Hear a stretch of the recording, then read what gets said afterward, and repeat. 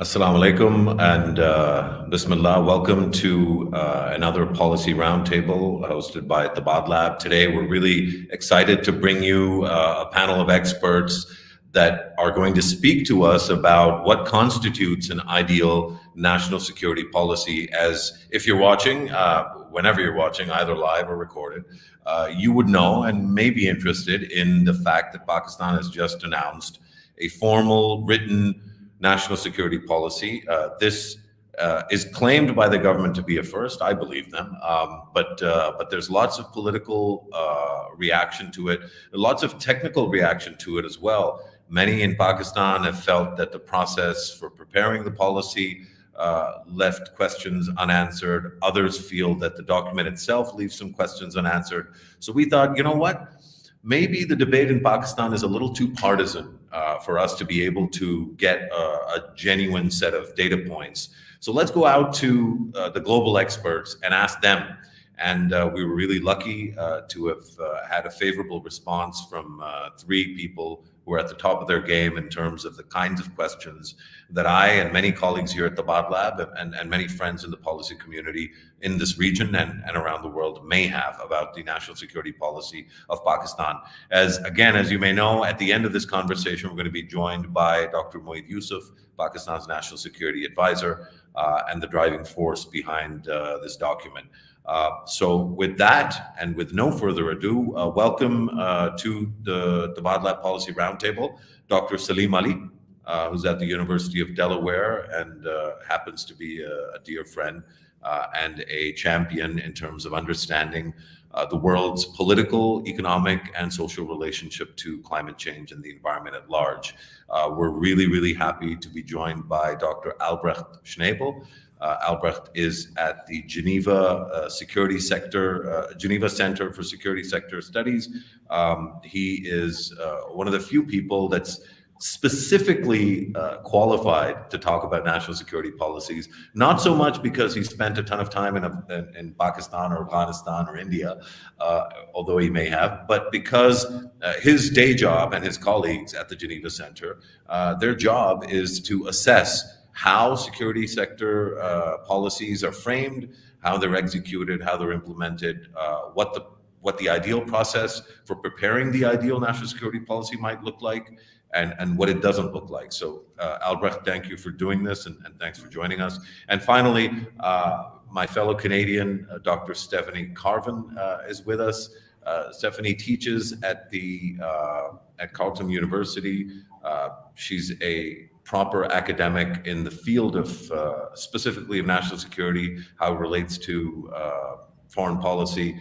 She's done a lot of work on some of the big changes that are taking place in the world, across the world in the security sector. In particular, she's examined things like cyber warfare. But the thing that I'm most interested in hearing Stephanie speak about, among many other things, is also how humanitarianism has shaped the security sector, especially after 9/11 and the experience of both Afghanistan and Iraq, and in other places where maybe a lot of us in the English-speaking world maybe don't cover so much. So, Dr. Carvin, thank you for joining us as well. You guys are a fantastic panel, and I'm so excited. My only worry is that I'll do more of the talking and less of the listening. So, in that spirit, maybe I can ask you to give us a big time, but short version, Albrecht, of what constitutes a good or ideal national security policy. And specifically, I'd love to hear you talk a little bit about the process. Walk us through the theory, and then maybe I might throw some questions at you about the process, and then obviously we'll go to Stephanie, and then we'll go to Saleem. All right. Okay. Thank you very much, Musharraf. And it's a great honor to be part of this discussion. And I've read the national security policy, would just like to not compare it a little bit, but start out the discussion with a few kind of basic steps that are usually taken to develop a national security policy. So I have kind of three questions, but Musharraf, you can interrupt me at any time. You can bring in some points later. What is it? Can I interrupt right away? Yes. just at the top of the discussion, since you've read the policy and you do this for a living, are you comfortable giving us like a thumbs up or thumbs down type of a generic judgment right at the top before you go into the detail? I'm based in Switzerland. We're objective and neutral. So, but no, I find it's a very good document, you know. And I've read also some of the commentary that you've sent along, that I've seen also that have been positive, some more negative, some more critical, some praise the national security policy. But it's a great step. It's very important to have one. It's the first one, and many countries don't have a national security policy, and that's why, you know, why is it? So I would give a thumbs up. Yeah.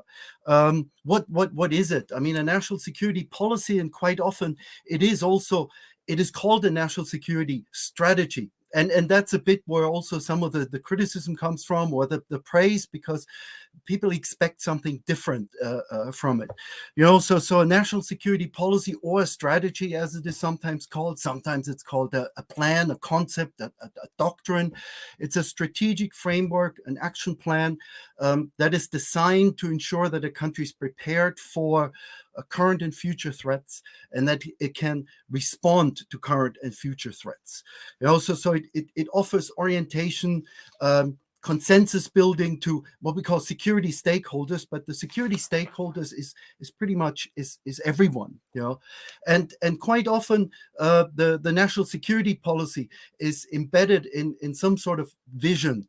And from reading also the national security policy of Pakistan now, I see that perhaps some of those visions are, you know, to put the individual at the center, for instance, to make or establish special links to economic growth, for instance, and to have an attempt to bring everyone together in a whole of government approach as well, you know, in a consensus building exercise about what the current and future threats are, and how to respond to them. So a national security policy sets the security objectives that need to be reached, and then a strategy, if you want to distinguish between those, defines how to achieve those security objectives, kind of the tools, the instruments. But it's quite confusing, because sometimes these terms are used upside down as well, you know, where we say the strategy is more the long-term vision, and the ideas and the policy are then the individual steps. But whatever you call it, you know, you want to have some vision, you want to have some goals, identify main security threats, and then at some point, either within the national security policy or then in separate documents, think about how to reach these objectives and goals. And it's important to have a national security policy because it improves transparency, you know, accountability, effectiveness, efficiency of the security policy making of the state, and it focuses on the recipients of security. You know, and those are the people, and as well the state as well. Now, yeah. Well, I was just going to ask, in terms of, you know, places that you've examined that have got this right and done really well, not just in terms of the actual document, but what happens after the document. Are there examples of countries that have managed to get this better than not? I wouldn't go that far, because one of the key things that we focus in when we also advise on, you know, how to develop a national security policy and how to go through those steps, you to initiate the process and plan it and draft it and approve it, disseminate it, implement it, and then evaluate it.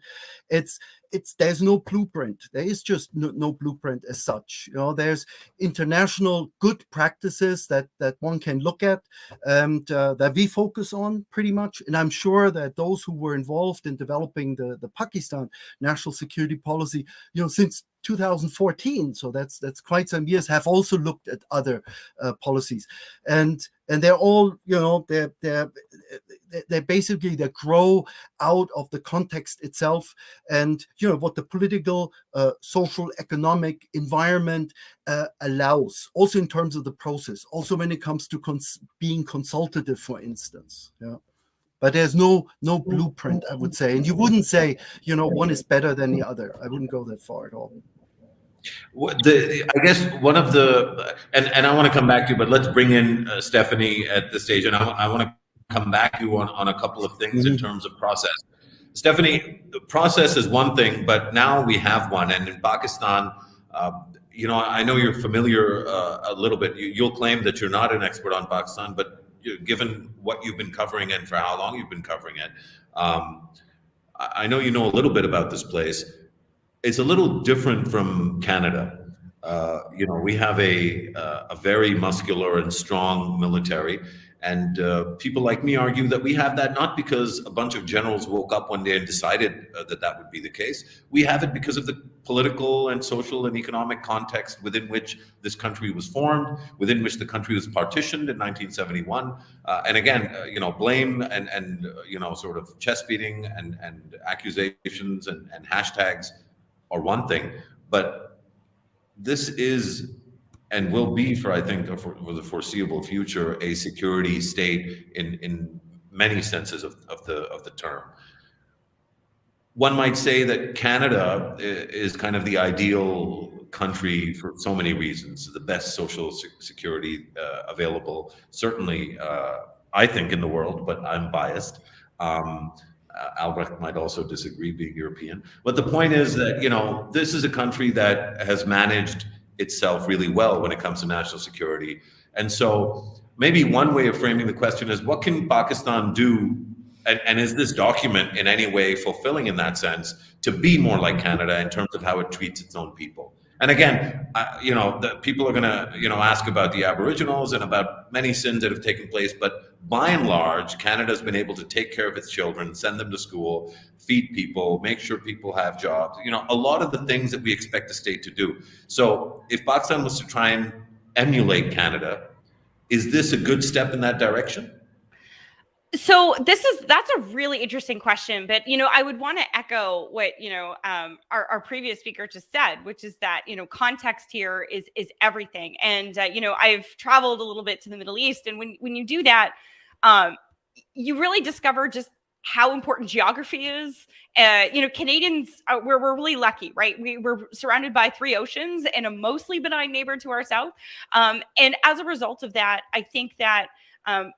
We have a very different understanding of what security is. We have the luxury of not thinking about security. So let me just start off by saying, I think in some ways, Pakistan has done better than Canada just by creating a policy, right? I mean, in Canada, we haven't had a national security policy, believe it or not, since 2003. We have a defense policy in Canada. We kind of differentiate defense from national security, right? We see national security as kind of like internal threats and security like this, but in Pakistan, I think it's a little bit more mixed. So just putting out a policy, I think, is really important because it does convey, I think, to a population, okay, well, what are the issues that the government's concerned with? It's a form of communication. And it's interesting to hear in your introduction that you were talking about was the process good? Was getting back to this process question. One of the things. We haven't had a lot of national security documents, whether or not you call it a strategy, outlook, whatever you want to call it. We haven't had a lot of that, but we have passed some national security legislation. And when I've talked to officials who have been a part of that, one of the things they said is, the most successful national security policy is when you don't treat it as exceptional. You don't treat it as anything different. You treat it like health policy. You engage stakeholders, you welcome feedback, you respond to that feedback. And, so the first half of even just developing a policy should just be a listening and engagement exercise. And then taking that feedback, that should then feed into either the legislation or the policy you're going to make. And so, that was really interesting to me is when they said, you should actually treat national security not like it's some kind of special unicorn. You should treat it like it's actually a kind of health policy. So I think that's an important consideration as well. And then finally, I think the important thing about national security policy is that it's not just a communication tool, but also it should give civil society, it should give average citizens of a country an understanding of how the national security community is dealing with a particular issue, and then arm them kind of in some ways with a way to kind of bring their concerns forward by understanding what the government is interested in and what they're doing. And so when they have concerns, that they can actually bring those forward to the government to make more informed arguments about, some either the impact of the policy or where they think the policy might actually go. Fantastic. I guess one big question that maybe others have too, but I certainly wonder about this is, to what extent does a national security policy, in the way that the Pakistani one has, where it's seemingly trying to shift away from the kind of more muscular notion of security and move it to, for lack of a better term, a softer, more human-centric version of national security, does that threaten, or does that potentially threaten the interests that are aligned with the traditional security sector? Is it likely that people in the military, defense production folks, weapons manufacturers, those kinds, anybody in the procurement supply chain, those interests, are they likely to feel threatened, and how does that play out in other countries? Well, I would be really interested to hear how, Professor Ellie's take on that question, since that's the space he actually operates in, when you expand out your definition of national security. And that, I think, is a really interesting question. Do you want a wide definition of national security, or do you want a narrow version of national security? And what we've seen in the United States recently is, they've, under Obama, under Biden as well, they've put environment under national security issues. And that's a really interesting thing. And I have mixed feelings about this, because on the one hand, if you're constantly dealing with floods, and we are here in Canada, probably our national defense, our Department of Defense has deployed more to deal with flooding and fires in the last couple of, in the pandemic, in the last couple of years, than any kind of real national security issue. So do you have to then is that the reality of it, that you have to include that in there? But the problem is, I think there's the two angles here. The first is, I would say that the angle of, you're right, how do defense contractors feel about, dealing with human security issues? That, I think, is going to depend on the status. I mean, in Canada, we don't really have that strong of a security lobby, so it would be hard for me to comment specifically on Pakistan. But yeah, obviously, there may be people saying, no, we need to get back to the hard security issues because we want to sell you some things. I can definitely see that being an argument.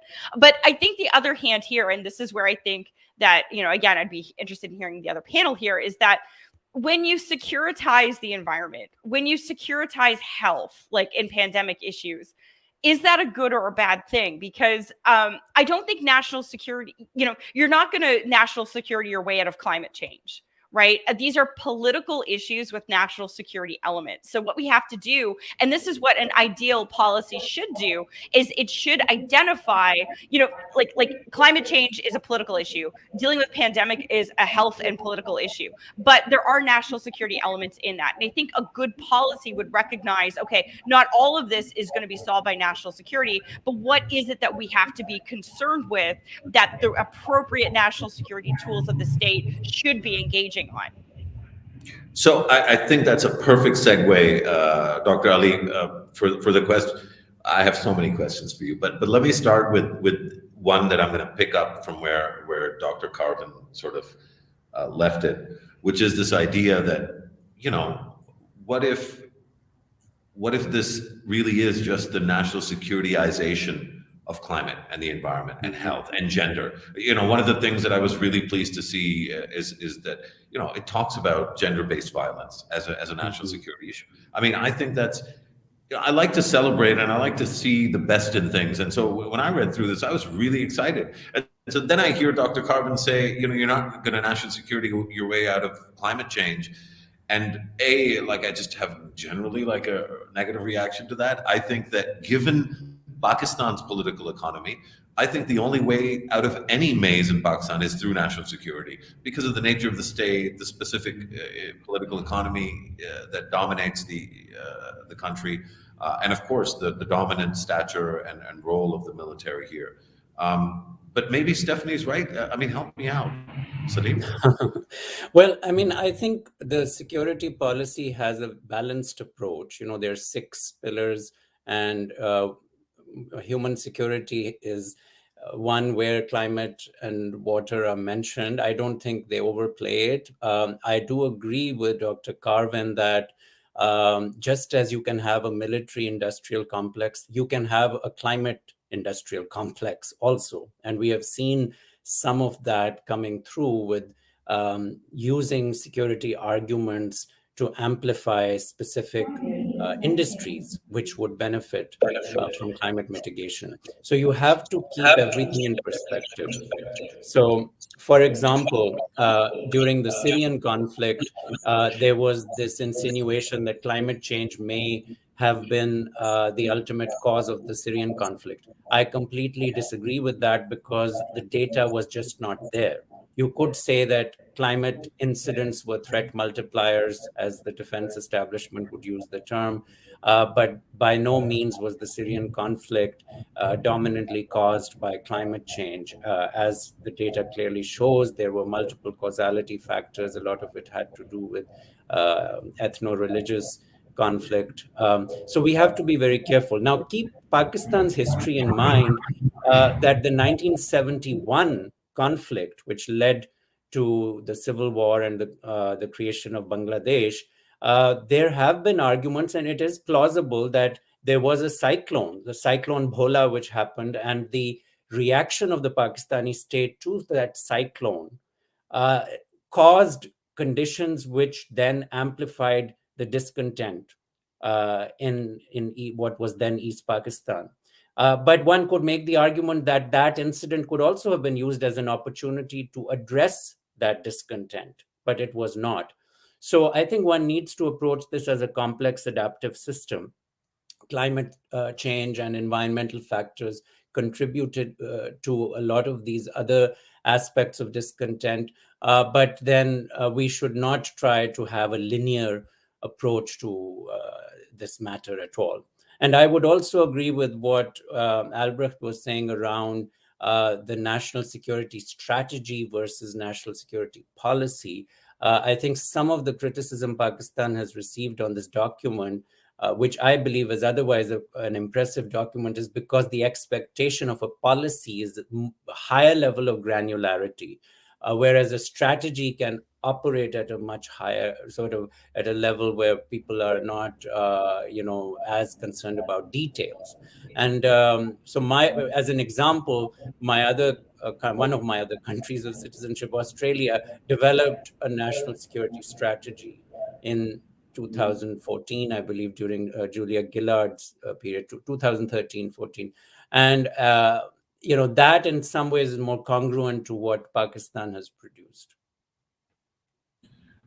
Saleem, I want to, explore more around the climate change theme, because I think the example of Syria that you gave was really interesting, and I think we don't explore enough the potential security implications of continued climate vulnerability in this country. We've already seen, so for example, one of the ones that maybe you can talk a little bit about is what happened after the earthquake and the floods, where there was this insinuation and outright accusation by Pakistani authorities, informally at least, that a lot of the aid and humanitarian work also accompanied with it the insertion of covert operatives and members of the intelligence community to gather intel on a country like Pakistan. Stephanie, that's also something that maybe you can talk a little bit about as well, is that this fear, in partly actually validated by the Bin Laden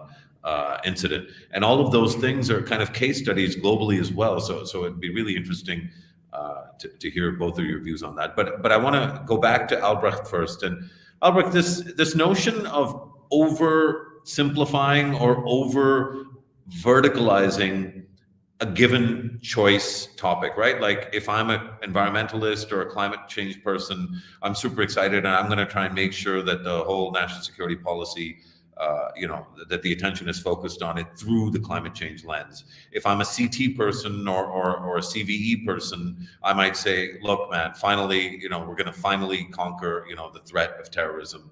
And so you could go through any of the six kind of pillars and do that. What is the way in which you think a country like Pakistan can address the danger of over anchoring in any one vertical and making sure that the comprehensive or robust kind of nature of the definition of national security, the attempt here is to expand it from the traditional definition. What I guess the fear might be that maybe Stephanie alluded to, and I certainly think there's validity to, the fear might be that an overcompensation so that, you have a bunch of tree huggers, no offense, Saleem, that are just completely insistent that, this is the future. Climate change is national security is climate change. How do you prevent an overcorrection so that it doesn't go too far in any one of the other directions? I mean, this comes back to kind of what kind of vision for security do we have? I mean, I wouldn't see any danger in, securitizing. I don't like the term securitizing anyways, because then we talk more about militarizing particular security aspects, be it food security or environmental security, or you encompass it all in human security. Now, one of the dangers is, of course, it depends on who designs the national security policy, and in some countries, this is the task of, let's say, the defense ministry, of course, that will look at this more through a defense lens, and then, yes, rightly so, probably see some dangers in expanding the security policy horizontally.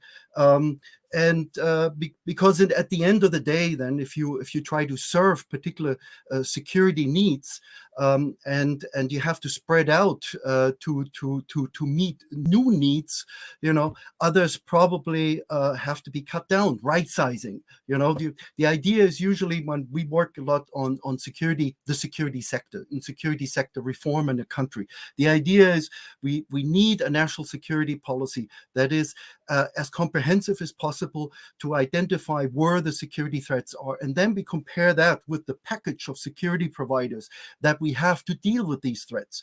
And if it turns out that that there's too much of the national budget going into defense, and there's very little left for the other public services that need to be provided to make life secure for people, then there has to be a right sizing. There has to be a shift also of resources. And so that's at the stage of the design of the national security policy. But then, most importantly, you design the first draft and then go out and consult different parts of the population geographically, different parts of the region, different provinces or states, different groups of people, ethnic groups, and so on, different parties, in parliament. And that way you'll have a corrective. You come back and make sure that the national security policy is not tilted towards a particular direction. And of course, in the implementation, who's in charge of it?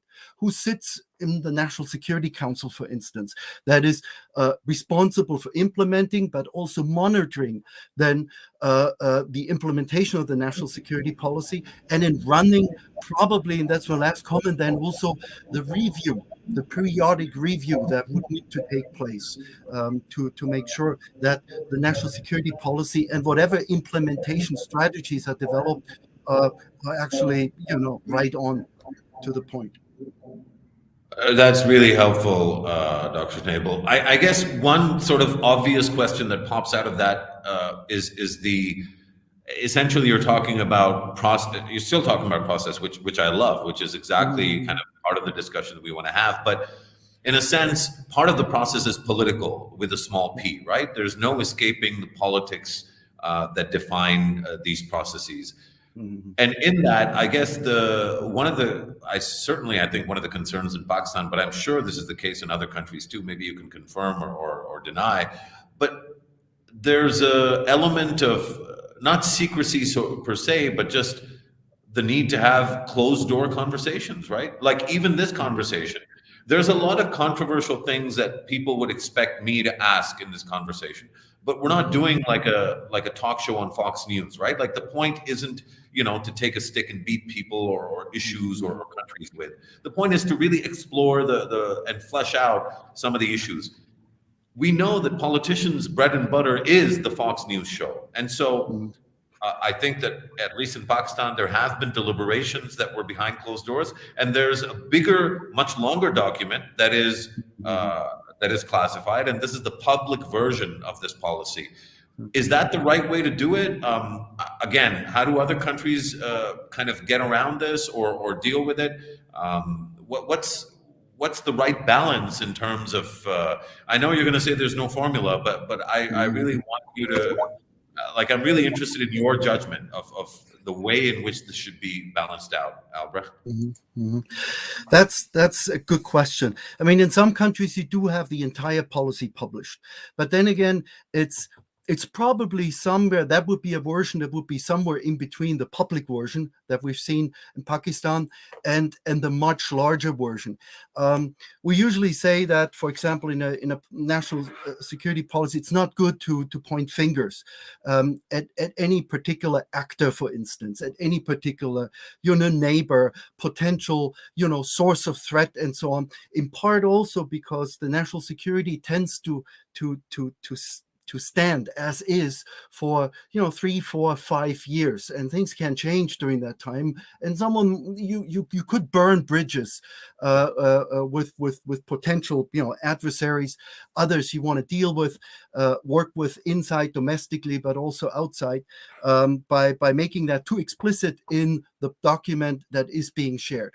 And it's understood that there's much more to this, also reflecting the discussions that have happened in the process, getting to this document, that have to be in the background, and that that will continue. I mean, that's normal. That's the political process that is behind it, and that will either make it happen or prevent it, that some of those lofty goals, and many of them are rather lofty, can actually be met in some way or another within a reasonable period of time.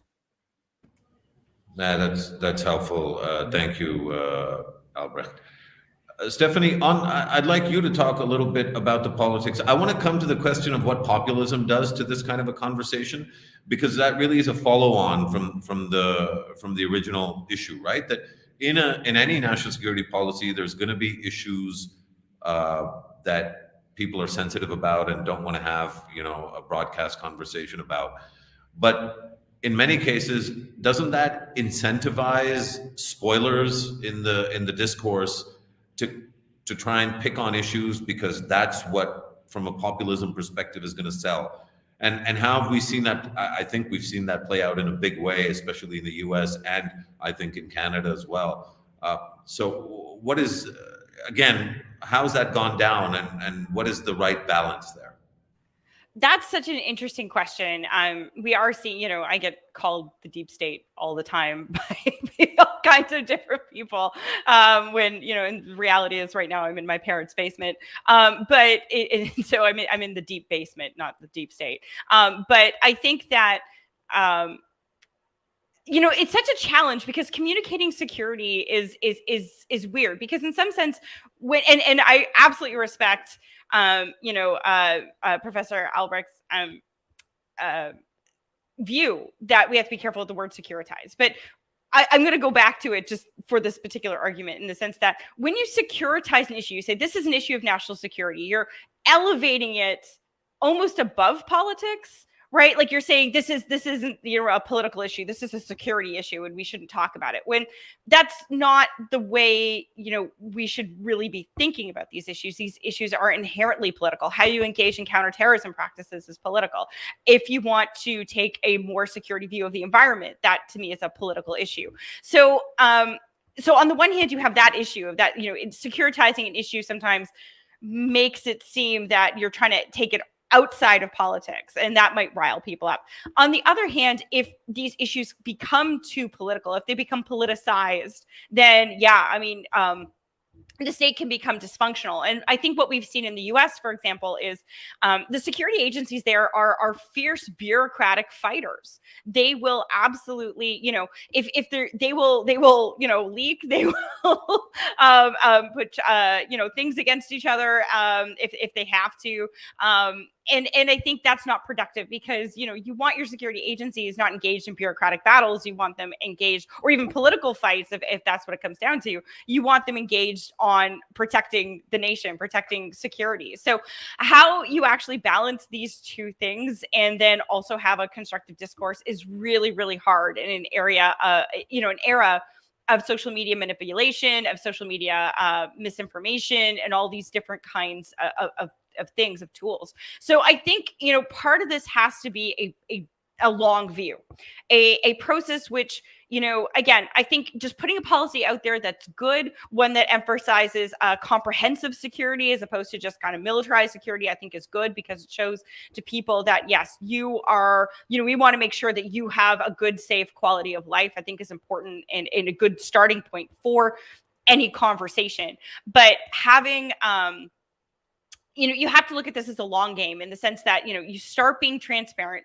you start having conversations, you start educating your populace as to what these issues are and what they are, and go from there. And you have to encourage critical thinking and open dialogue about these things, knowing that, yes, there's going to be these this misinformation, but promoting dialogues, even such as this, I think go some way to perhaps educating the population as to how this can be done. And the final thing I would add here is that security agencies themselves have to be open to criticism, right? They have to be open to the idea that, civil society is going to push back, that they're going to have reasonable critiques, that, that there needs to be important review and oversight of national security activities, and that this isn't a threat. This is actually a way of helping them do their job better. So I think this is it's almost like a mosaic of different things that have to be done. But that's why this is so hard, but it is worth, I think, pursuing. I think, both what Albrecht said and what you said, it's really rich in terms of, it gets the imagination and the juices flowing. Saleem, a lot of this we recognize, right?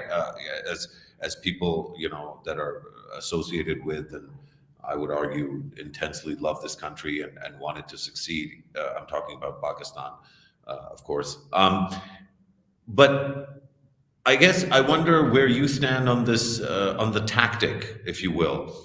To me, the intentionality of the national security policy is to elevate, I think exactly right, as Dr. Carvin said, to elevate the issues that are non-traditional from a security lens, to elevate them to a place where, if they get the right kind of political and financial and fiscal attention, then the wider challenges of traditional security will, in a sense, be tackled. I mean, I found the fact that, once again, a Pakistani formal document was alluding to national cohesion. And obviously this comes from the trauma of partition in 1971, and I think the trauma of multiple interruptions to our democratic polity, the trauma really of even these days of the quality and quantum and richness of our democracy as not being as resplendent, perhaps, in terms of freedoms and choices and conversation as many Pakistani members of civil society, at least, and the media would like it to be. Within that context, do you think the tactic is right? Let's escalate and elevate these issues. Let me ask you about that tactic and what you think about it, and then I have a follow-up question. Yeah, sure.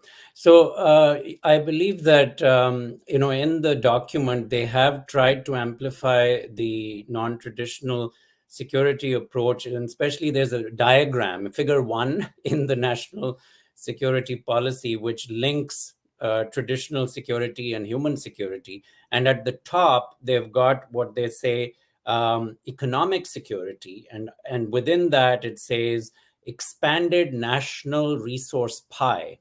Now, this is where the situation becomes more interesting from the point of view of some of those issues you have raised about national cohesion. So one of my areas of research is the extractive industries and the environmental and social impact of mineral development.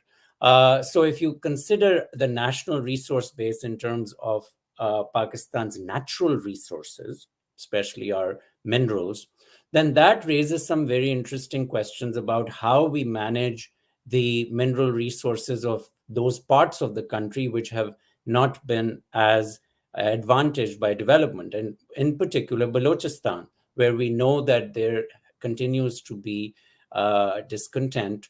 And of course, it's the most mineral-rich province of the country. So there is this phenomenon which we talk about in security discourse called resource nationalism. And this is something that has happened all over the world in different places. We had resource nationalism in Nigeria. People would argue that in Canada, there has been resource nationalism in Quebec because Quebec is a very resource-rich province in terms of both energy resources and hydropower, as well as... And especially Alberta, Saleem. Alberta and more recently Alberta, though Alberta has not gone as far as Quebec did in terms of having a referendum on independence, though that may happen someday. So, so you have to think through that. And I would hope this national security policy gives more attention to those areas which are linking natural resources and environmental issues and social discontent to those problems of social cohesion, which are very much on the front burner for the military and other parts of the security establishment.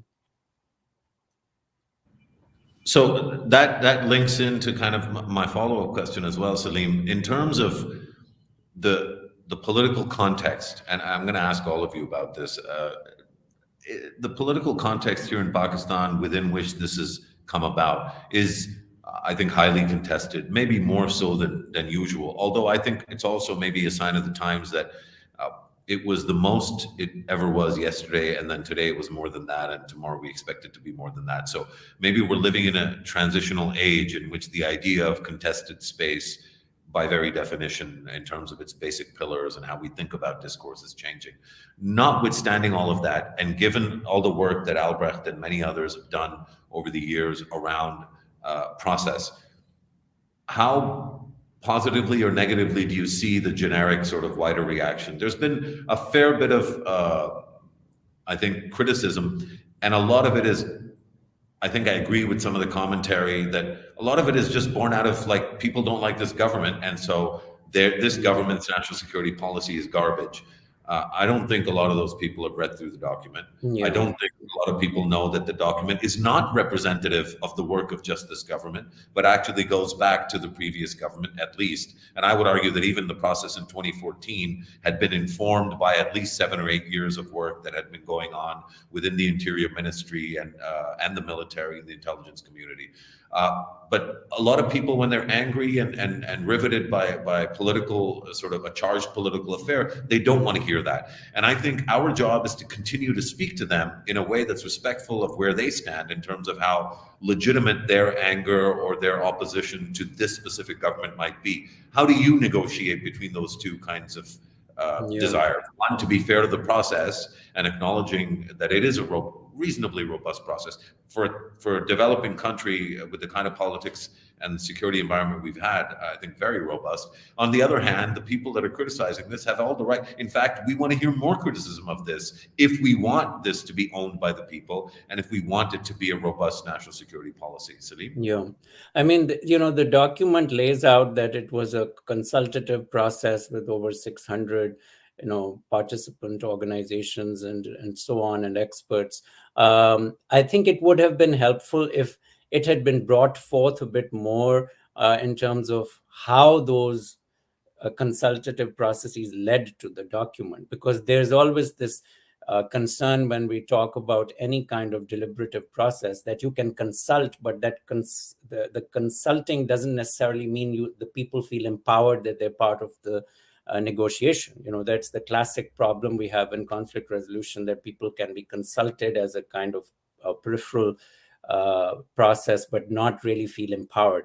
So I think that is the government's responsibility to communicate how those views were brought forth. So, for example, the gender aspect of the policy. I'm sure that came out of those consultations, because that has been a very important issue that civil society in Pakistan has been raising.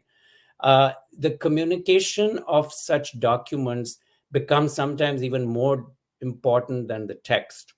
And so I think that's part of the challenge. As scientists, we have the same problem with science documents. When I am producing a report for the United Nations International Resource Panel, we devote a lot of time and effort on the communication strategy, because science communication is itself an art. So I think that becomes a question for this government. I do feel that they need to have a better communication strategy, because then they often trip on each other, and there's the mixed messaging, which can unfortunately then lead to the cynics and the critics then throwing the baby out with the bathwater.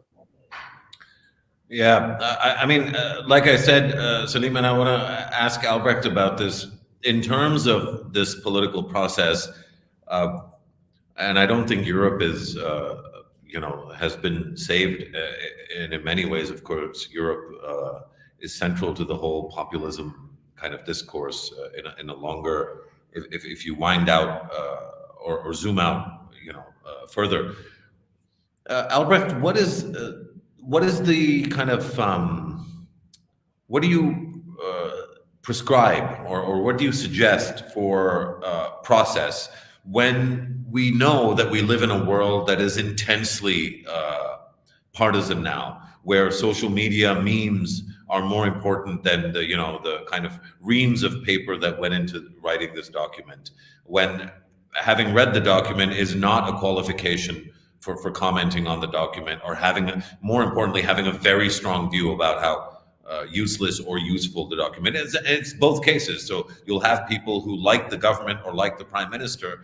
They don't need to know what's in the document. They love it.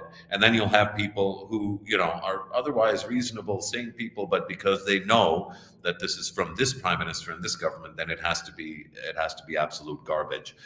From a technocratic point of view, Albrecht, how do you deal with or negotiate with this kind of a wider discourse or environment? I mean, that's a difficult question in a way. Perhaps also the answer to why many countries don't have national security policies, or governments don't have national security policies, because then they don't really have to expose themselves to these types of criticisms, don't have to put the finger down on exactly where they stand, what their priorities are, how they sequence their priorities, and so on, which then opens a whole can of worm, of course, for everyone to criticize. And if you see, let's say, in Pakistan, what you have mentioned before too, there was more of a traditional focus on national security, and this seemingly now is a much more progressive, in a way, more comprehensive focus, more a broader focus. Now that causes, of course, or generates disbelief. Are they really serious about this? And the document that we see, it looks wonderful. It would probably make everyone happy, and they'll use that as an example as well. But is this the real thing? So what's behind this? And what's the long document about, and all that.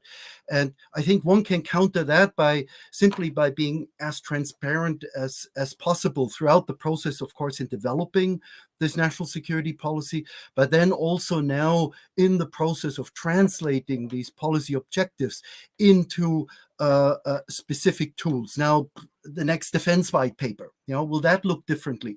There is isn't there also a climate change ministry, for instance? How is that brought into decision-making processes? The National Security Council, where's the focus there? So, and of course, how much of this, Albrecht? Yeah. No, I want you to continue your thought, but I'm forced to ask, how much of what you're talking about has to do with wider public sector reform and governance reform. I mean, it seems to me that, especially as you were talking about, the climate change ministry and you had the execution part, a lot of this is about where you locate responsibility for the delivery of the national security policy or the execution of the national security policy. And that really is I think it's a debate that certainly Tony Blair onwards, a lot of, at least democracies with the Western model have had, is that, does power lie with the cabinet? Does it lie in the prime minister's office? Should it lie in the ministries and amongst technocrats? And really, that's not a debate that is alien to Pakistan. But is that part of the national security policy debate in terms of the kinds of issues you deal with? Yeah, it is. I would say it is. I mean, you might have a focal point. So you got a National Security Council, for instance, with representatives of different ministries, with also the responsibility to report to Parliament, for instance, periodically, for reaching out to civil society or think tanks, for instance, to feedback, to allow society to feedback on, especially also how the policies then being implemented. But then also it's the signal to the outside world, and where I mentioned that priorities change over time. I mean, if you look at a lot of European countries, you look at Switzerland, for instance. You could argue Switzerland has the luxury to perhaps prioritize human security needs, or in fact, as many countries in Europe do, development policies, because that is indirectly serving the national security. If you empower nations that are refugee sending, migrant sending nations, so that these populations will have a decent life where they are, and they are not moving towards your own country. That is actually a national security concern. While for other countries that are currently facing internal conflict, that is much more important. If the situation in the Ukraine blows up, I think that will be also the moment where a good number of countries throughout Europe will be taking a very close look back at their national security priorities and policies. No, I think the point about Ukraine is timely and really important. Maybe we need to do another conversation around Ukraine, because obviously there's a lot of interest, and I'm sure you're following that closely. But not to get distracted by Ukraine and sort of focusing back in, Stephanie, on the Sorry, Moshe, a quick point on Ukraine that's relevant. I might interject. There's a talk of President Putin visiting Islamabad in the next few months to inaugurate this energy corridor with Kazakhstan that Russia is assisting. Yeah. Now, that's an interesting feature of how security and energy issues could be interlinked. I'm all for regionalization, but keep in mind the lessons of energy dependence with Russia that Europe has, that Albrecht, I'm sure, is well aware of. So, I mean, that may be another point of separate conversation for us. Yeah, I never get tired of people advising Pakistan to stay away from Russia and China, whilst the U.S. is beating us over the head with a baseball bat. It's nice, but we can come back to that, and I maybe that's too strong in terms of imagery. So we will I think come back to that, or really I think that's the anchor for the question I had for you, Stephanie. So much of what's happened post 9/11 has helped reframe and reformulate things that were traditionally assumed to be norms. So a blue helmet or a UN car doesn't get attacked. Well, it does now all over the world, thanks to Iraq, thanks to Afghanistan, thanks to many other places. Terrorism bleeds into national security, which then bleeds into sort of snooping on people's phones, and all of this gets wound up in sort of a cyclone of I think confused lines. The foreign policy element of a national security policy, and how one country's national security policy might actually not just shape or inform, but even dictate another country's inability to stick to the plan. And I don't mean kind of open contests like the one between, for example, Pakistan and India on on the disputed and occupied territory of Kashmir, Indian occupied territory of Kashmir. But I mean more in terms of this, what I alluded to earlier, humanitarian aid, largely development aid. I mean, we've seen the UK shift from a very clear separation of the aid function from foreign policy to a remerger of the Foreign and Commonwealth Office with the Department for International Development, the instrumentalization of aid and humanitarian affairs for foreign policy goals and sort of power politics at the global level. How does all of that play into national security policy? It's well and great that Pakistan has set up a national security policy, but there's like 5 or 6 capitals that, you know, a couple of tweaks from those capitals, and suddenly Pakistan is kind of back at square one, distracted from the wider aim and focused on the traditional sort of security sector. How do we mitigate against that? You gotta, I think you're saying something really important. But I'm not. I was just saying, wow, that's a very tough question, but I will repeat that. But I just also want to just acknowledge what the other 2 panelists have been saying about, just before I begin, just like about emphasizing the need to discuss, not just provide a document which says what the policy is, but I would agree about putting forward a kind of how to read this guide and how we came up with this guide. So explaining better how the national security policy was created, and the idea that consultation does not mean empowerment is absolutely 2 very legit points that I think the 2 previous speakers have made. And I just want to just reemphasize that. With regards to your question, yeah, it is really interesting. I mean, Canada kind of mushed together for cost saving purposes than I think political purposes, our foreign office, which is our now called Global Affairs Canada, and our development department. And it has been a very unhappy marriage by all accounts, because I said, like, what your foreign policy is, your state interest there, and what your development goals are is not great. And a good example of that would be, there's been a lot of criticism that effectively our, development in Africa is now far much too linked to our mines in that country, which have been linked with pretty egregious human rights abuses. And that's a good example of how that can go very much astray. So I think that when countries do that, aid to their foreign policy, like in such a concrete and direct way, it can have fairly negative consequences for the kind of overarching goals of development generally.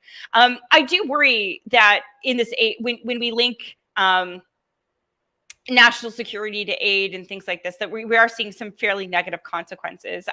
One of the things I'm really worried about coming in the future is how aid agencies might be cyber attacked. For example, how data can be used by adversarial states in terms of trying to get information about a conflict or a very victimized population.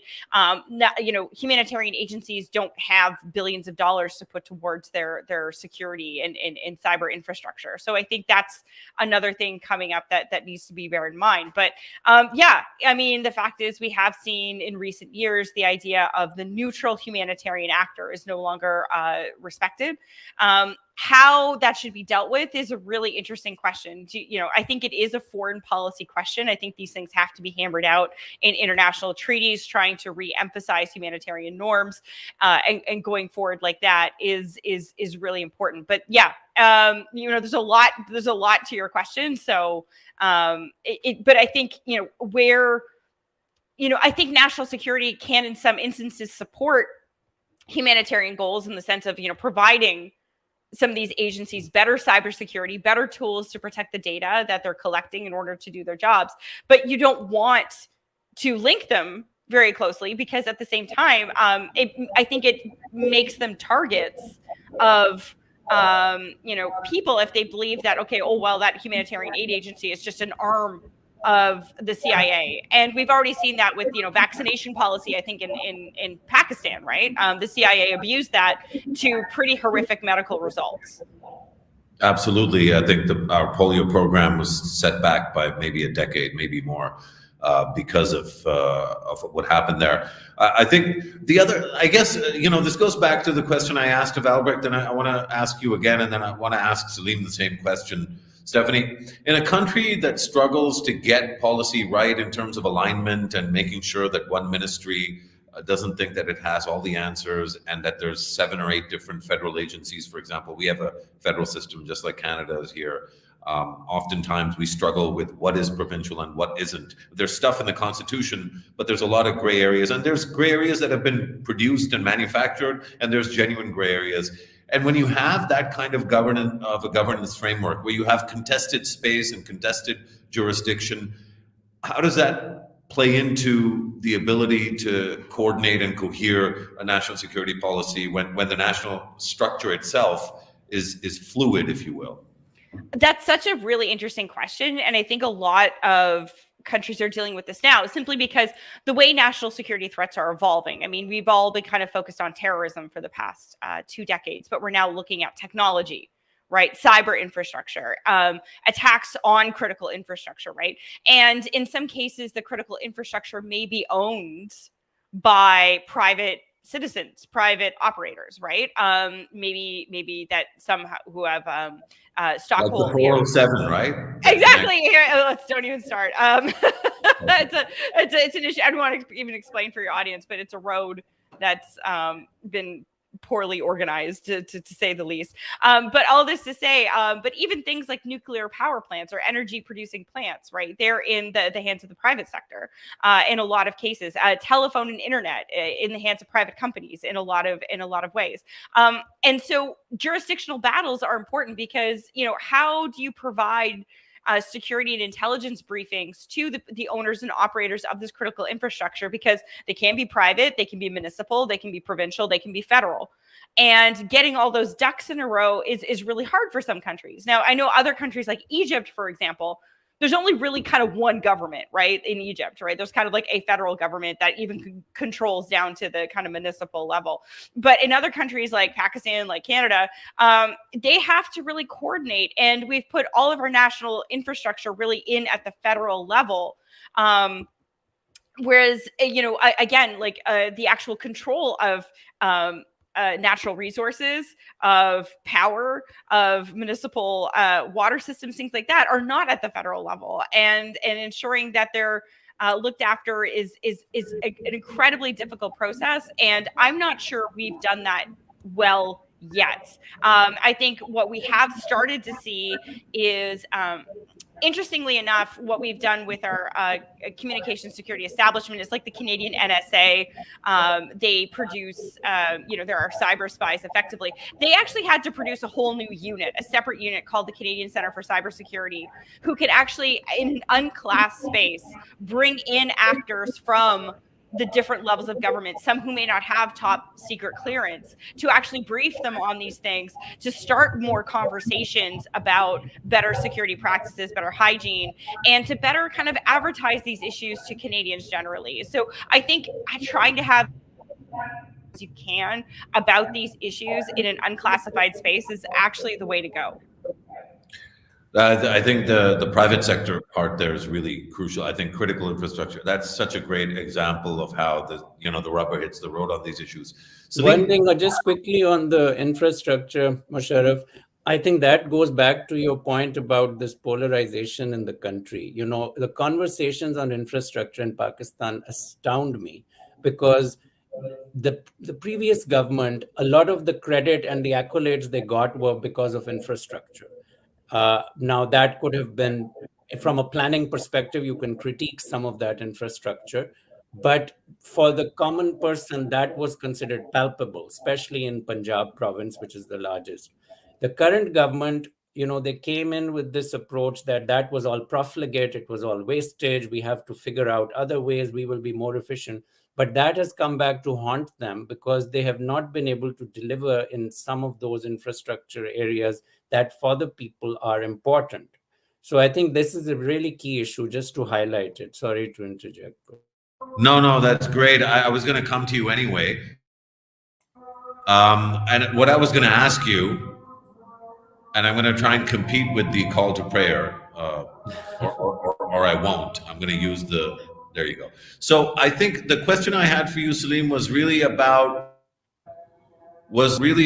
the way in which you would imagine how this national security policy could deliver on the climate and energy front, those being your sort of you've worked on this for 20 odd years. I would love to hear, your judgment on the degree to which it's been addressed. Malia Lodi in her piece in Dawn on this was critical about how specific it was. I thought some of her criticism was a little bit, I'm not sure the policy can do all of the things that some people want it to do. It's a document that lays out a vision and articulates kind of the responsibility of the country on this issue, for which it's great. It isn't. I don't think it was ever supposed to be a detailed work plan or a Gantt chart for how to get there. What would a Gantt chart look like for you on climate and energy? And does this go far enough to set us up for that Gantt chart, Saleem? Yeah. So, I mean, I think the challenge I had with that section was the conflation of climate and water to some degree. They wanted to probably be succinct, but the water and energy security for Pakistan in terms of delivery, those are separate issues from the potential climate impacts on those specific issues. They're linked, but they must be handled separately from a policy perspective.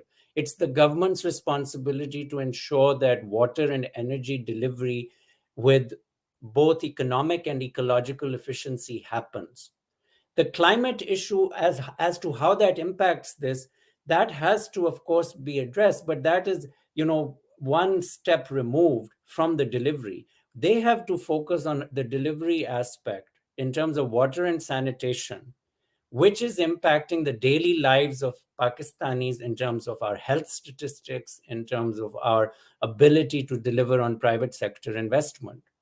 That, we cannot have a sustainable situation of water being delivered by tankers to Karachi's establishment businesses. We need to be able to have that security. On the energy front, I like the regional approach they have offered. So going back to your point about Russia and China, I'm all for having a regional approach to having alliances with countries which are in our neighborhood, and certainly China and Russia. But we need to be willing to consider what is it that is going to be offered in terms of those factors, economic efficiency and ecological efficiency, and then consider the domestic resource aspect. So when it comes to coal, for example, Thar coal, we know that from an environmental point of view, it is more pollution intensive. We know we have many other options in terms of LNG imports, for example, which we are engaging in, developing some more renewables, developing hydropower, and also importing hydropower. You need that mixed, diversified strategy. So I think in that way, the approach that's being taken is positive. We just have to be conscious of diversification. So Russia and China, for example, very different players in terms of how they approach their foreign policy. We need to be conscious of that. I mean, I think China has a much more transactional approach in many ways than Russia does. Russia has still that sense of the spheres of influence and the sense of having some level of much more control, greater than China does. China's is more transactional in terms of economic interest. So I think that's something we have to consider in this larger mix. Great. We're going to be joined, as you guys know, by Pakistan's National Security Advisor, Dr. Moeed Yusuf, shortly. We're expecting him in a few minutes. Before we go to him, I guess one question that emerges, just as a Pakistani, this is a very, I guess, not loaded, but it is definitely from the vantage point of a Pakistani, Albrecht, is for a country that struggled with security in the way that it has, and the kind of economic challenges that Pakistan has. It is a post-colonial state, and of course, no excuses. I think Pakistanis have not managed our country well. I still wonder, though, if you think there's any role for the international community in terms of supporting this kind of a transition. At one level, it's quite a remarkable document because it articulates formally that Pakistan is stepping away, or is claiming that it's stepping away. It could all be just, public relations. I think the eating will be, or rather the taste will be in the eating, whatever that English language metaphor is. But I wonder, when you have a country that's struggled with security in the way that Pakistan has, how much of a role is there, if any, and what would that role be in terms of the international community's engagement with this attempted transition?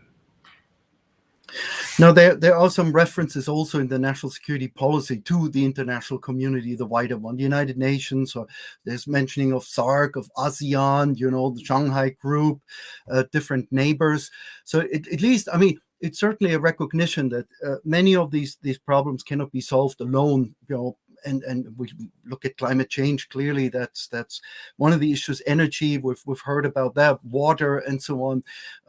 That has to be done in close coordination, you know, with the neighbors. And perhaps sometimes then if there are, you know, tensions between neighbors, that can be done more fruitfully in the context of an international body.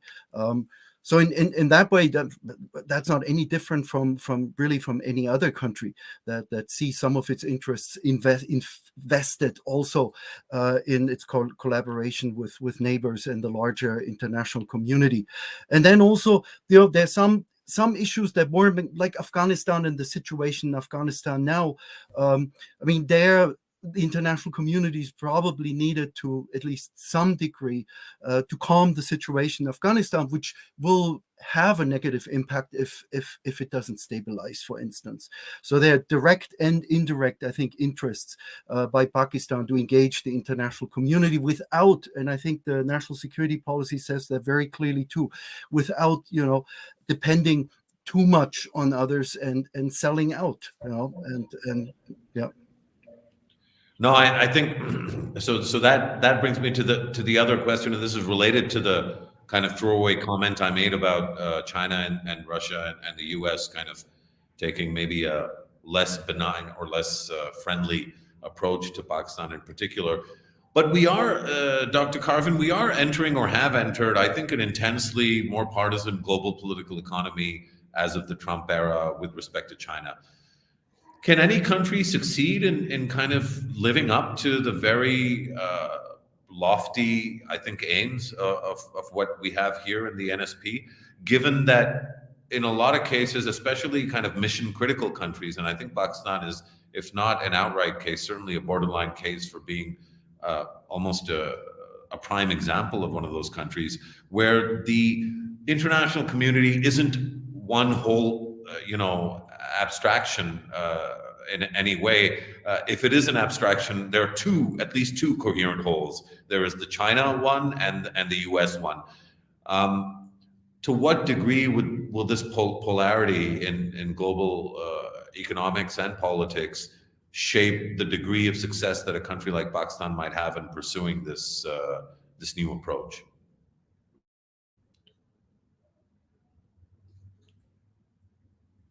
I remembered to unmute myself. That's step one. Unmute yourself.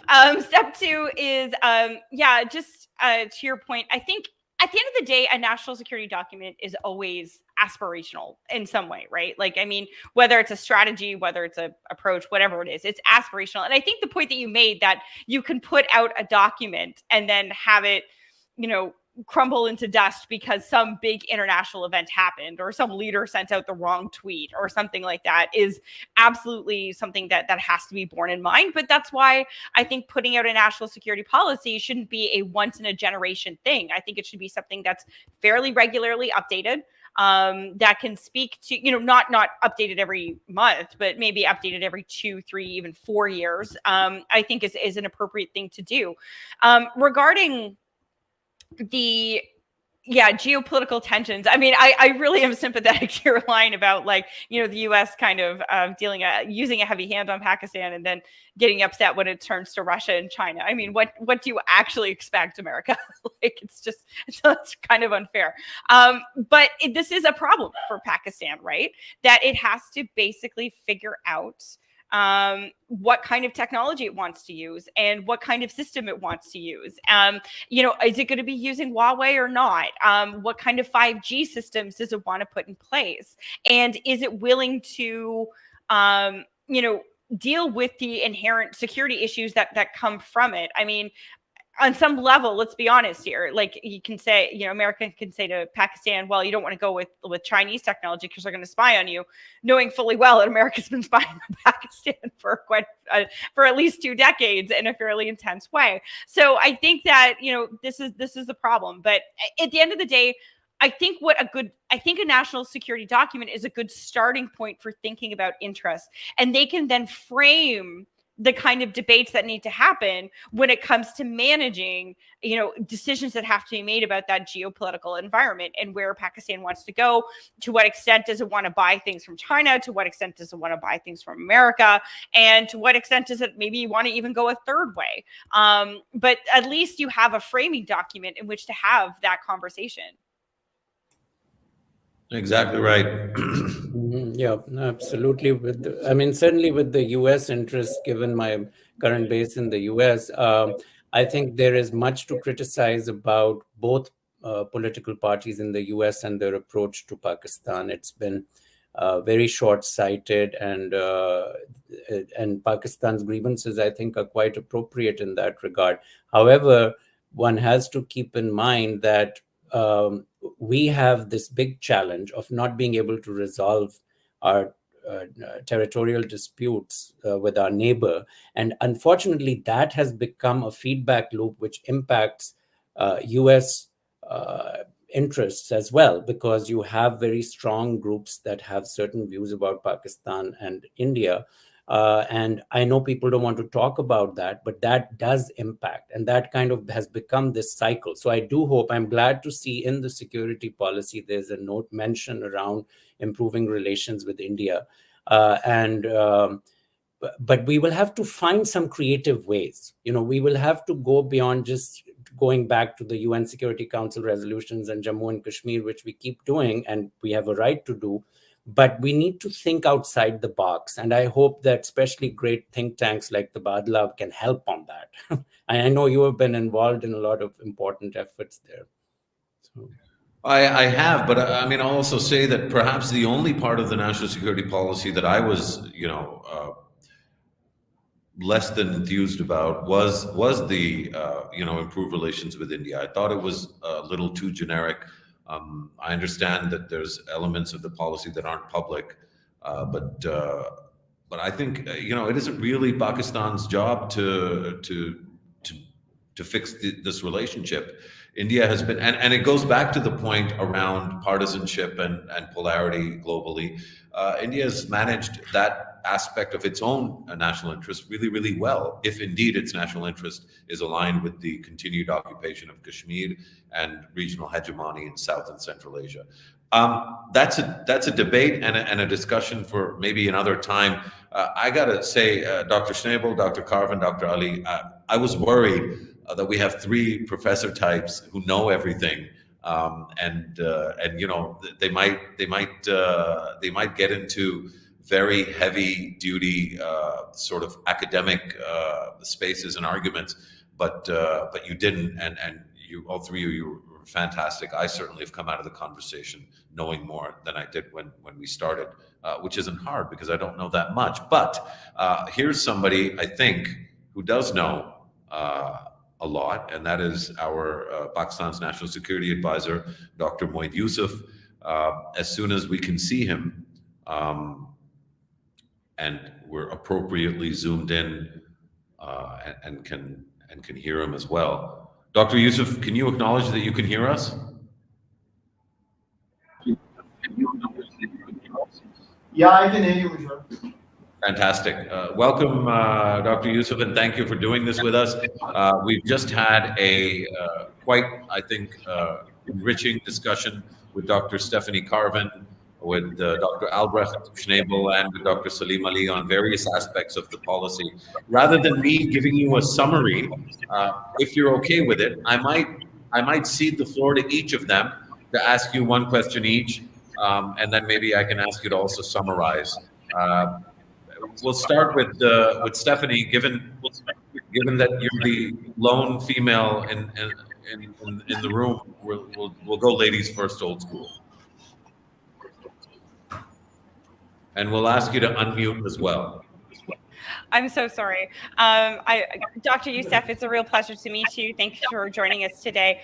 I suppose, in some ways, Pakistan is more advanced in Canada in the sense that you have actually successfully put out a national security document, and my government has failed to do so since 2003. I was wondering if you could explain what the impetus was behind doing this document and how you see it as a communicative tool, both to citizens of Pakistan, but as well as the international community. Thank you.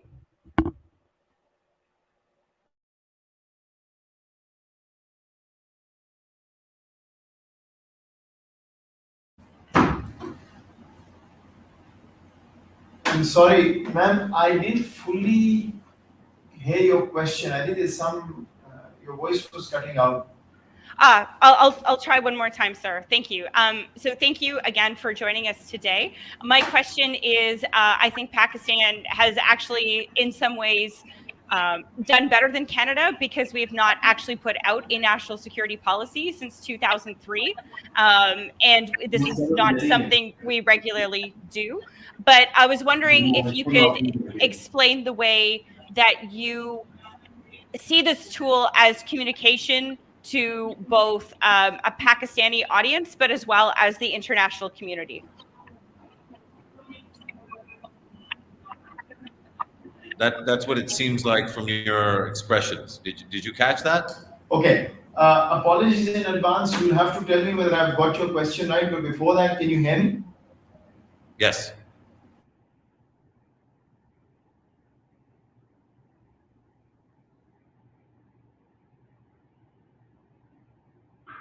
All right, we'll wait for Dr. Youssef to reconnect. It's a great question, Stephanie, and it obviously alludes to part of the conversation we had earlier. Maybe we can send him questions in the chat or something by text, or so he can see them. It seems he can speak, but he can't hear us. I think this is a better connection. We can hear you now. Yeah. Okay, yeah. I can hear you. So let's try this. And if I got it right, you were asking about communication strategy or what we are trying to communicate to the world and to the Pakistan. No, Mohit, let me. Actually, I'm going to let Stephanie ask again. Third time is lucky. Sorry. No, it's okay. Go ahead. No, I'm so sorry. It is a pleasure to meet you, and I just I'll thank you again for joining us today. So I guess I was trying to compare what Pakistan has done to what Canada has done in terms of, at least we have not put out a strategy since 2003 on national security. So it's interesting to read this document. I was wondering if you could please explain kind of some of the processes behind this, what you wish, how and what you wish to communicate to citizens of Pakistan, but also the international community. Thank you.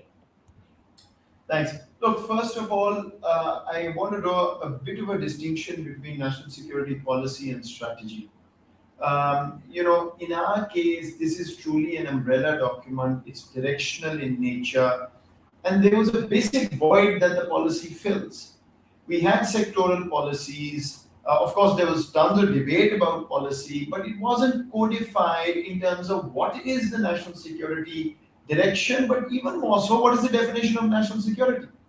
And in our case, it's not only the Pakistani audience, it's also the world, because we have, frankly, very unfairly for years been labeled as anything from a garrison state to security state to now. And we've had issues. There's no question about that. We've gone through military coups, etc. But I think just the characterization of Pakistan as a national security state in the political science sense of the term was very unfair. I mean, the situation is much more complicated. The compulsions are much more nuanced than was put out. So we wanted to make sure there was a statement of intent, directional in nature, to lay out what Pakistan feels its future direction is going to be. And in that, I think the number one message for the world is, please update your narrative on Pakistan. Pakistan is a country that is looking towards human welfare before anything else. To achieve human welfare, economic security is critical, which is essentially increasing the size of our national resource pie. How is that going to come about? We think geoeconomics is going to drive that for us. A greater emphasis on geoeconomics, which essentially in our case means using our location for better connectivity and gains from that, and talking to the world about development partnerships, not handouts. Now, this is easier said than done. The reality on the ground is not identical to what we are saying, but that's why the policy is made. The policy is giving you a future direction, in some cases a departure from the past, in some cases reinforcement of the positives of the past. When we talk about foreign policy, our number one goal is peace, both in the region and beyond, and that we are talking about increasing focus on economic diplomacy as we continue our political diplomacy as well. That's the message. In addition, for a Pakistani audience, for the international audience, we are championing unity through diversity, building on our diversity as our strength, and talking about human security at par with traditional security and economic security. So that's sort of the message. Now, if the world is still going to continue talking about Pakistan in the ways that it has, then I'm afraid, there are biases and set views that may take time to change. We are just laying out where we want to go. We are not saying we're there yet. We are now going to build a momentum behind its implementation that will require a lot of time and effort, and we move in that direction. For a country like Pakistan, this statement of intent was crucial, both internally and externally, and that's all we've done. It's a first step. It's an evolving document. It will take time to mature, but that's where we want to go. Thank you, sir. You're welcome.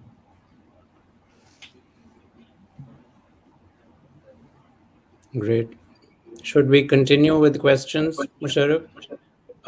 Yes, thank you, Dr. Yusuf. Again, congratulations on the strategy, the policy, I should say. My question is regarding the part about, as you said just now, improving relations with our neighbors and the region is important. I'm wondering specifically, there have been two areas where Pakistan could try to resolve and improve relations with India particularly, and those are decoupled from the Jammu Kashmir issue. One is the Sir Creek dispute and the other is Siachen. Any thoughts on whether that could be a way forward? And especially Siachen, many of us have argued that it is actually linked to climate change and environmental security issues. And there was a very close window where there was almost a peace on that issue in one of the previous governments. Do you have any plans to revitalize such efforts? Thank you, Saleem. It's great to see you. It's been ages. Look, I really feel it's tragic, nothing short of that I, as somebody who's advocated Pakistan-India peace for years and years and written about it, have to say what I'm going to say now, which is that there is no need to even ask me whether I want to re-energize something, whether Pakistan stands for peace, whether we're talking of connectivity. It's now written in our even public version. Our Prime Minister's talked about it again and again. Unfortunately, the only place you should be asking any question about moving forward is New Delhi. It's tragic because you're seeing the largest country in South Asia bent upon undermining its own sort of future and doing what it's doing in terms of its ideology. And I have nobody to speak about what happens inside India, but Jammu and Kashmir, you know what is going on there. Even if you want to leave that aside, if you want to move forward, there has to be a logical, rational conversation that goes beyond ideology. Because the Hindutva ideology does not even accept Pakistan's existence. If you go and look at what is said, every political rally talks about Pakistan. So I call it tragic because you've got 1/5 of the world's population whose states are involved in a peaceful South Asia. But every single neighbor of India right now, India's picked a fight with, one way or another, whether it's a active conflict or not. Even countries that were always very close or maybe not having the favor of a power differential where they could challenge India in terms of whatever they wanted to stand up for. Everybody has a problem now because India has decided to take a course in which, unfortunately, rationality has gone out of the window. So you talk about Siachen, and I think you were referring to the Musharraf 2003 to 7 peace process. Actually, Siachen was all but agreed back in 1989 when Benazir Bhutto was prime minister. It's on now written extensively by Pakistanis, by Indians. And even, I believe, a former Indian Foreign Secretary recently, 3, 4, 5 years ago, wrote in his book that it's actually the Indian army who doesn't want it. Even in the 89 episode, it was the Indian defense establishment that's stalled that. So unfortunately, it is what it is. We've even put out that despite everything, we want to move forward, but in the current circumstance and what's coming out of India, it's just unbelievable. Thanks, Dr. Ali. Albrecht, we come to you. We saved the best for last. Your question for Dr. Moeed Yusuf. Hello, thanks, and I'll be very brief. Dr. Yusuf, it's an honor to meet you. My question actually adds to your initial response to Dr. Carvin. I know the national security policy has just been recently publicized. What have been the responses from the international community and from countries like Russia, US, China, and India, for instance, on the messages that you were trying to get across and that you explained so well to us? Thanks. Of course, there are not going to be any official responses, but what we've picked up from the stratosphere, I think very positive in the Western world. Looking at where Pakistan is going, very positive in countries like China, who've sort of, come out and said that this economic security vision is exactly right and what is put out there. I think expectedly 100% negative in India. I won't say 100%, but fairly negative. And misreported. But the critique that's come is also very valid, and that is, how are you going to get there? Very good, noble ideas, you want to move in this direction, but here is reality, here is reality, here is reality, and the answer is yes. That's the challenge we've taken up. That's why we are saying that we want to move from here in the direction which is very challenging. Look at our region. We've got Afghanistan unstable for the past 4 decades. India, an enmity that hasn't gotten any better, unfortunately. And then you've got an economy that has had its ups and downs, only now has picked up. COVID came in the way, and now we're projecting 5.37%, which is the highest in, I think, the last 10, 12 years or something like that. So, yes, it's a challenge, but that's the challenge we've taken up. The alternative was what? That you don't put out a policy, shy away from it, or you put out a policy that basically says nothing, i.e. more of the same. That's not what we've chosen. We've chosen a very challenging path, and people are right to point out it's going to be challenging. We know that, and that's where we want to go. But overall, in terms of direction, in terms of what we put out, I think it's been very positive. Thanks.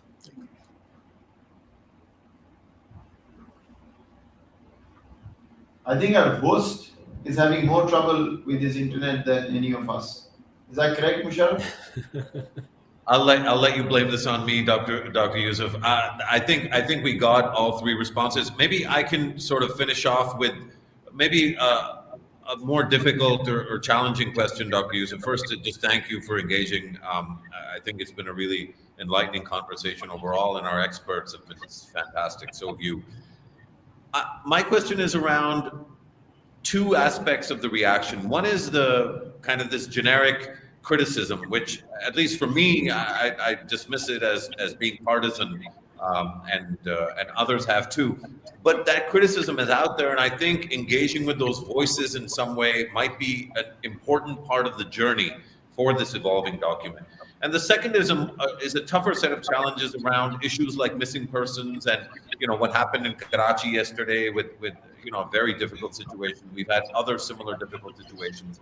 How difficult does it make your job when you have these kinds of incidents and narratives that kind of, I think, in a sense, corrode at the very ideas that you're trying to actively advocate for and encourage through the national security policy, especially with regards to some of the criticism in the political realm, which isn't really about the document, And it isn't really about the robustness of the process. It's simply because there is partisanship in this environment.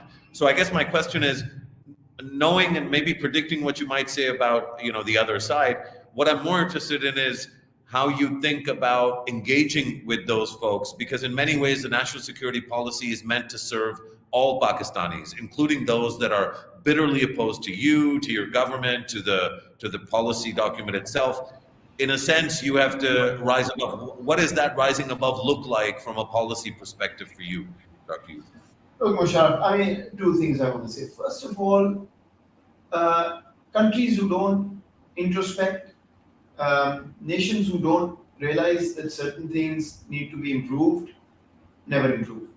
So, yes, not everything is perfect, but when there are problems in countries of any sort, that doesn't mean that you give up on where you want to go. So yes, there's been an episode there and an episode here, and maybe there will be more episodes. But the structural changes that are needed to make sure that these episodes organically disappear and you don't need law enforcement and hard security to deal with them, that's really what has to happen. Otherwise, it's, you may reduce the number, but you won't have solved the problem. So I'm not worried, frankly, if you say that today's reality does not match where you're saying you're going, or the tools to get there don't seem to be in place, that's fine. But that's exactly, as I said earlier, the challenge we've taken up and we need to put in place.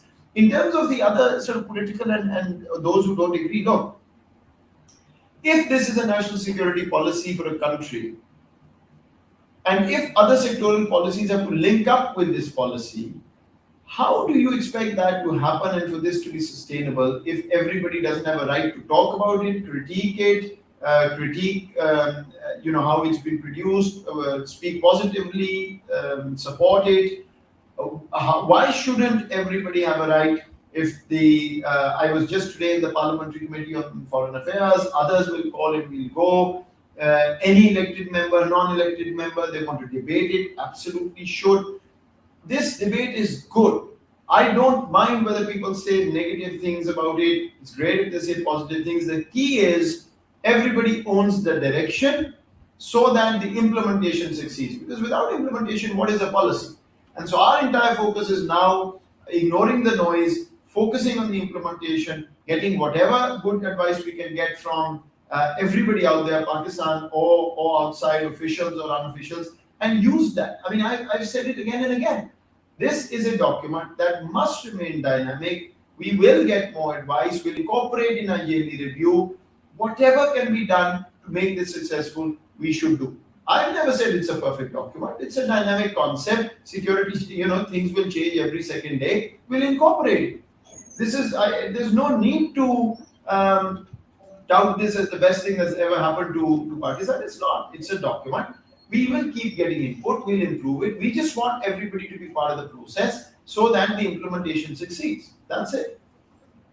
Fantastic. I think with that kind of humble and open and welcoming approach, prospects are good, regardless of how sort of bitter and contested the space might be at the moment. Dr. Moeed Yusuf, thank you for joining us. Dr. Saleem Ali, thank you. Dr. Albrecht Schnabel, thank you. And Dr. Stephanie Carvin. All four of you were fantastic. I'm especially grateful to the National Security Advisor for making time, and to our expert panel. This was really lovely. Thanks once again. Join us again soon. Assalamu alaikum wa rahmatullahi wa barakatuh. Thank you very much, all. Thank you. Thanks a lot. Bye-bye.